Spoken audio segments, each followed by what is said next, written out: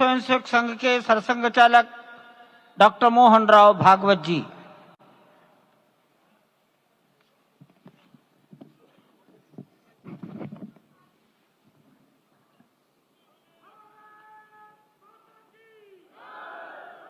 आदरणीय प्रधानमंत्री जी, उत्तर प्रदेश के आदरणीय मुख्यमंत्री जी, आदरणीय राज्यपाल महोदया, देश के आज विद्यमान सभी पंथ संप्रदायों का प्रतिनिधित्व करने वाले हमारे संत ऋषि आचार्य गण और समाज के सब स्तरों का प्रतिनिधित्व करने वाले निमंत्रित महानुभाव, आज का आनंद शब्दों में वर्णनातीत है और उसके वर्णन करने का प्रयास इसके पहले के वक्तव्यों में अच्छा हो गया है। यह भी बता दिया गया है और हम जानते भी हैं कि आज अयोध्या में रामलला के साथ भारत का स्व लौट के आया है।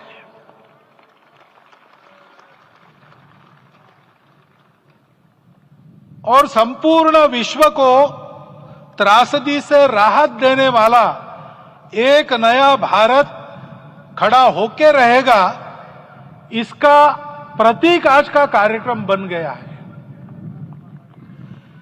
ऐसे समय में आपके उत्साह का, आपके आनंद का वर्णन कोई नहीं कर सकता। हम यहां पर अनुभव कर रहे, पूर्ण देश में यही वातावरण है।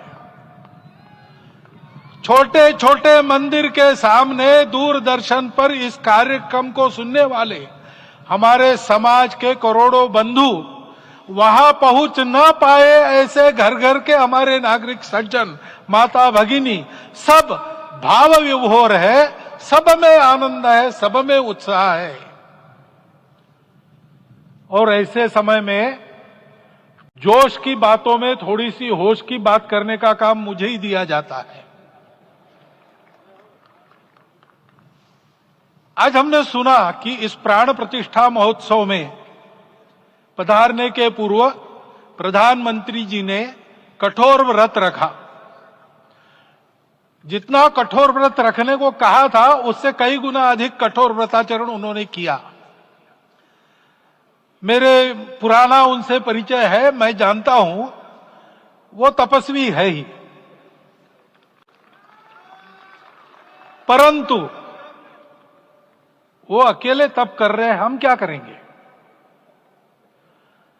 अयोध्या में रामलला आए, अयोध्या से बाहर क्यों गए थे?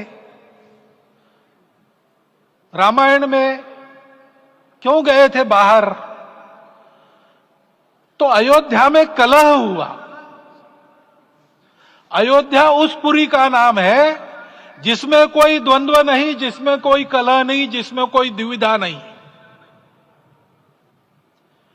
वो हुआ 14 वर्ष वनवास में गए। वो सब ठीक होने के बाद दुनिया के कलह को मिटा के वापिस आए। आज रामलला वापस फिर से आए हैं 500 साल के बाद। जिनके त्याग, तपस्या, प्रयासों से ये सोने का दिन आज हम देख रहे, सुवर्ण दिवस देख रहे, उनका स्मरण प्राण प्रतिष्ठा के संकल्प में हम लोगों ने कहा, आपने सुना होगा, स्मरण किया। उनकी तपस्या को, उनके त्याग को, उनके परिश्रम को शत बार, सहस्त्र बार, कोटि बार नमन है। रामलला के यहां इस युग में आज के दिन फिर वापस आने का इतिहास जो जो श्रवण करेगा वो राष्ट्र के लिए कर्म प्रवण होगा और उसके राष्ट्र का सब दुख दैन्य हरण होगा। ऐसे इस इतिहास का सामर्थ्य है। परंतु उसमें हमारे लिए कर्तव्य का आदेश भी है। प्रधानमंत्री जी ने तप किया, अब हमको भी तप करना है।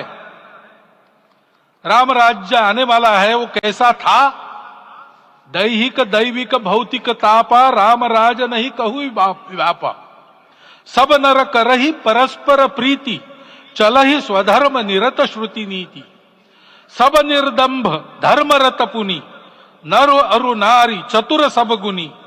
सब गुणज्ञ पंडित सब ज्ञानी सब कृतज्ञ नहीं कपट सयानी। राम राज्य के सामान्य नागरिकों का जो वर्णन है, हम भी इस गौरवमय भारतवर्ष की संतानें हैं। कोटि कोटि कंठ उसका जयगान करने वाले हमारे हैं। हमको इस प्रकार के व्यवहार को रखने का तप आचरण करना पड़ेगा। हमको भी सारे कलह को विदाई देनी पड़ेगी। छोटे छोटे परस्पर मत रहते हैं, छोटे छोटे विवाद रहते हैं, उसको लेकर लड़ाई करने की आदत छोड़ देनी पड़ेगी। आखिर है क्या? ये बात बताइए, वो सामान्य नागरिक कैसे थे? निर्दंभ, प्रामाणिकता से आचरण करने वाले, केवल बातें करने वाले नहीं और बातें करके उसका अहंकार पालने वाले नहीं थे। काम करते थे, आचरण करते थे और अहंकार नहीं था। ऐसे वो थे और धर्मरत थे। यानी क्या थे? इस पर कठिन भाषा में प्रवचन बहुत लंबा हो सकता है, लेकिन थोड़े में धर्म के जो 4 मूल्य जिनकी चौखट पर धर्म है, ऐसा श्रीमद् भागवत में बताया है, सत्य करुणा शुचिता तपस, उसका आज हमारे लिए युगानुकूल आचरण क्या है? तो सत्य कहता है कि सब घटों में राम है, ब्रह्म सत्य है, वही सर्वत्र है। तो हमको ये जानकर आपस में समन्वय से चलना होगा, क्योंकि हम चलते हैं, सबके लिए चलते हैं, सब हमारे हैं, इसलिए हम चल पाते हैं। और इसलिए आपस में समन्वय रखकर व्यवहार करना, यह धर्म का पहला जो पैर है, सत्य, उसका आचरण है। करुणा दूसरा कदम है, उसका आचरण है सेवा और परोपकार। सरकार की कई योजनाएं गरीबों को राहत दे रही, सब हो रहा है, लेकिन हमारा भी कर्तव्य है, ये सब समाज बांधव हमारे अपने बंधु है। तो जहां हमको दुख दिखता है, पीड़ा दिखती है, वहां हम दौड़ जाए, सेवा करें, दोनों हाथों से कमाएं, अपने लिए न्यूनतम आवश्यक रखकर बाकी सारा वापस दे, सेवा और परोपकार के माध्यम से। यह करुणा का अर्थ आज है। शुचिता पर चलना है, यानी पवित्रता होनी चाहिए। पवित्रता के लिए संयम चाहिए, अपने को रोकना है। सब अपनी इच्छाएं, सब अपने मत, सब अपनी बातें ठीक होंगी ही ऐसा नहीं, और होगी तो भी अन्यों के भी मत है, अन्यों की भी इच्छाएं हैं।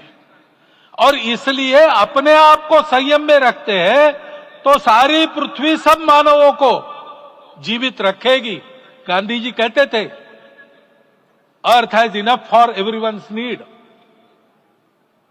But it cannot satisfy everyone's greed. तो लोभ नहीं करना, संयम में रहना और अनुशासन का पालन करना, अपने जीवन में अनुशासित रहना, अपने कुटुंब में अनुशासन रहना, अपने समाज में अनुशासन रहना। सामाजिक जीवन में नागरिक अनुशासन का पालन करना। भगिनी निवेदिता कहती थी कि स्वतंत्र देश में नागरिक संवेदना रखना और नागरिक अनुशासन का पालन करना, यही देशभक्ति का रूप है। इससे जीवन में पवित्रता आती है। और तपस का तो मूर्तिमान उदाहरण आपके सामने आज दिया गया। व्यक्तिगत तपस तो हम करेंगे, सामूहिक तपस क्या है? संगच्छध्वम संवदध्वम सम वो मनावसी जानता। हम साथ चलेंगे, बोलेंगे आपस में, उसमें से एक सहमति का संवाद निकालेंगे, एक ही भाषा बोलेंगे, वो वाणी मन वचन कर्म समन्वित होगा और मिलके चलेंगे, अपने देश को विश्वगुरु बनाएंगे। ये तपस हम सबको करना है। 500 वर्षों तक अनेक पीढ़ियों ने लगकर परिश्रम करके प्राणों का बलिदान देके खून पसीना बहाकर आज ये आनंद का दिन सारे राष्ट्र को उपलब्ध करा दिया। उन सब के प्रति हमारे मन में कृतज्ञता है। मैं यहां बैठता हूं तो मेरे मन में विचार आता है कि मुझे बिठाया, मैंने क्या किया। वो तो जो उन्होंने किया उसका प्रतिनिधि भी मुझे बनाया गया है। उस प्रतिनिधि के नाते मैं ये अवदान स्वीकार करता हूं और उन्हीं को अर्पण करता हूं। परंतु उनका ये व्रत हमको आगे लेके जाना है। जिस धर्म स्थापना विश्व में करने के लिए राम का अवतार हुआ था, उस धर्म स्थापना को अनुकूल स्थिति अपने आचरण में अपने देश में उत्पन्न करना, यह अपना कर्तव्य बनता है। रामलला आए हैं हमारे मन को आह्लादित करने के लिए, उत्साही करने के लिए, प्रेरणा देने के लिए, साथ साथ इस कर्तव्य की याद दिलाकर उसमें कृति प्रवण करने के लिए आए हैं। उनका आदेश सर पे लेके हम यहां से जाए। सब लोग तो यहां आ नहीं सके, लेकिन वो सुन रहे, देख रहे।